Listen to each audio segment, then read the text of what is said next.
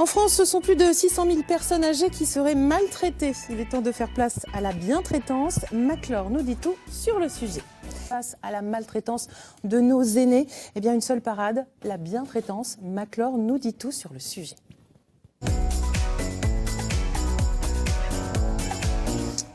Et oui, une étude révèle qu'en France, 5% des personnes de plus de 65 ans et 15% des personnes âgées de plus de 75 ans ont déjà subi des maltraitances. L'idée est donc d'institutionnaliser le concept de bientraitance, une démarche qui vise à promouvoir le bien-être des personnes âgées. Et c'est le sujet du jour. Allez où, mamie, là? C'est l'heure de la toilette, là. On traîne pas. Ah non, moi je la fais le soir. Un peu de bientraitance, jeune homme. En France, on estime que 15% des personnes de plus de 75 ans sont victimes de maltraitance, que cela se passe à domicile ou dans des maisons de retraite. Pour remédier à ces mauvais comportements, est apparue ces dernières années la notion de bientraitance. Si papy préfère prendre sa douche le soir plutôt que le matin, à l'organisation de s'adapter. Mais la bientraitance, ce n'est pas seulement l'inverse de la maltraitance. C'est 150 techniques de soins sans contrainte qui favorisent et stimulent l'autonomie des personnes âgées. Plutôt que de servir le petit déjeuner en chambre, le résident va se servir et choisit lui-même. Autre principe d'humanitude, le maintien debout au moins 20 minutes par jour. Problème, la bientraitance demande plus de moyens. On compte seulement 21 établissements labellisés et une centaine en passe de l'être. Quant à la bientraitance des seniors à domicile, difficile de rentrer dans les familles. Enfin bon, ce n'est pas une raison pour ne pas câliner papy ou mamie. Alors la bientraitance des personnes âgées passe avant tout par le respect de la personne en tant que telle. Pour résumer, le respect de tout citoyen qui se retrouve un jour en perte d'autonomie.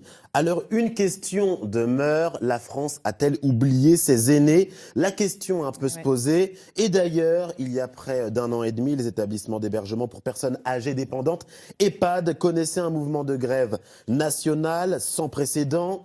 Personnel en sous-effectif, manque de moyens et par extension donc maltraitance des résidents. Les revendications étaient nombreuses et révélaient un système à bout de souffle. Eh bien le personnel, ce qu'il dénonçait, ce sont des conditions de traitement déplorables.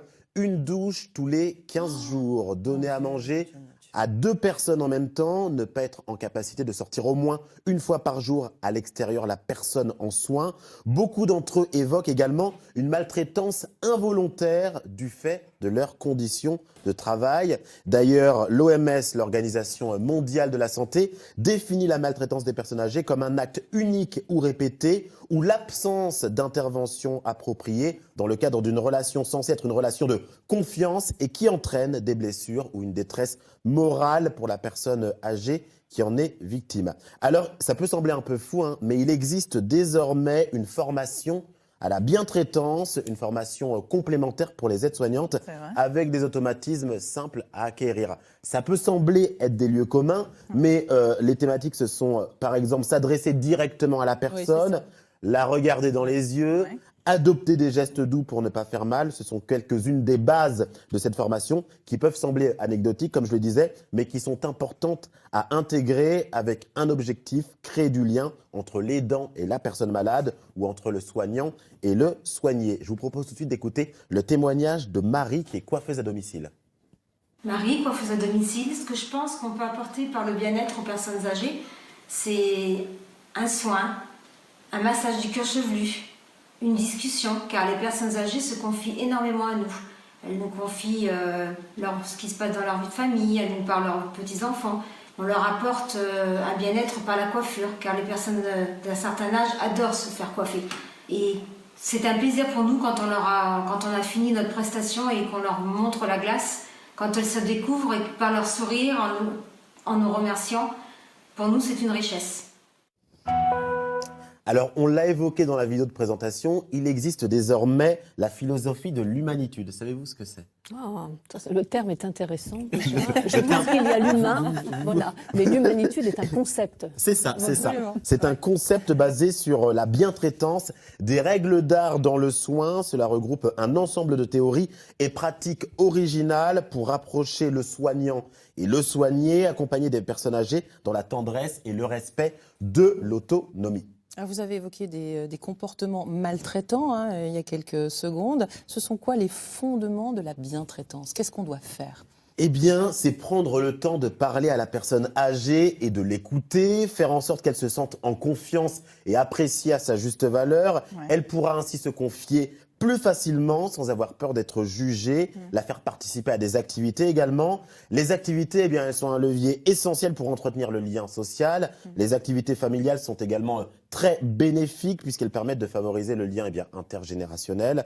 S'abstenir de lui donner des surnoms et de l'infantiliser lorsque l'on n'est pas des parents proches, être trop familier avec la personne âgée peut parfois heurter sa dignité et fragiliser son estime d'elle-même. Il faut l'accepter comme elle est. C'est vrai qu'on a perdu cette notion de lien, de bon sens, et finalement on est en train de réappliquer des méthodes qu'on appliquait tout naturellement. C'est vrai. Voilà, il y a des années, des siècles.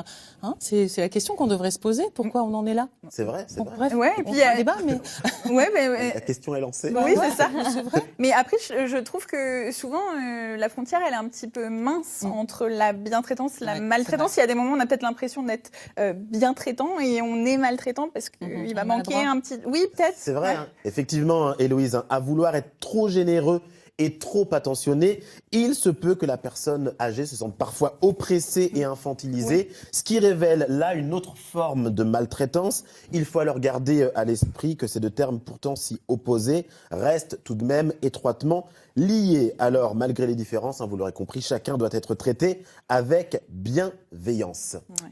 Alors au niveau politique, parce que c'est là aussi qu'il faut que ça bouge. Hein. Je sais qu'Agnès Buzyn, notre ministre de la Santé, a mis en place certaines choses, mais qu'en est-il et qu'est-ce qui va se passer? Parce que c'est bien de lancer des commissions, de parler de bientraitance, d'humanisme, Oui, et parler etc. de les actes, concept. les paroles et les Voilà, nous on actes. veut du concret dans cette émission. Les moyens. Eh bien, Non mais en février Oui, Une manif qui 2018, se prépare.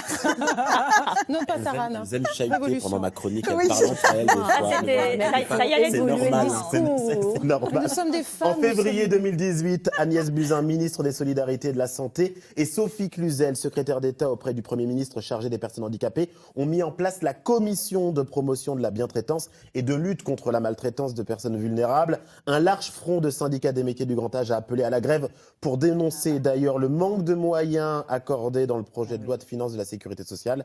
Enfin, la ministre des Solidarités et de la Santé, Agnès Buzyn, avait annoncé en janvier 2018 une enveloppe de 50 millions supplémentaires pour aider les établissements d'hébergement pour personnes âgées dépendantes, les EHPAD. Donc, j'espère qu'on est sur le bon chemin de la bientraitance. Eh bien, on l'espère. Et puis, on a une pensée aussi pour voilà, tout ce personnel d'aide-soignants qui fait un boulot formidable et qui est dépassé, débordé, démoralisé. Et c'est aussi par là que les choses vont changer parce que c'est un effet domino. Voilà. Ouais, c'est vrai. Donc, on pense à vous. Et on pense bien sûr à toutes les personnes âgées qui nous regardent aujourd'hui. On vous embrasse très, très fort. Voilà. Et nous, on vous aime. Voilà.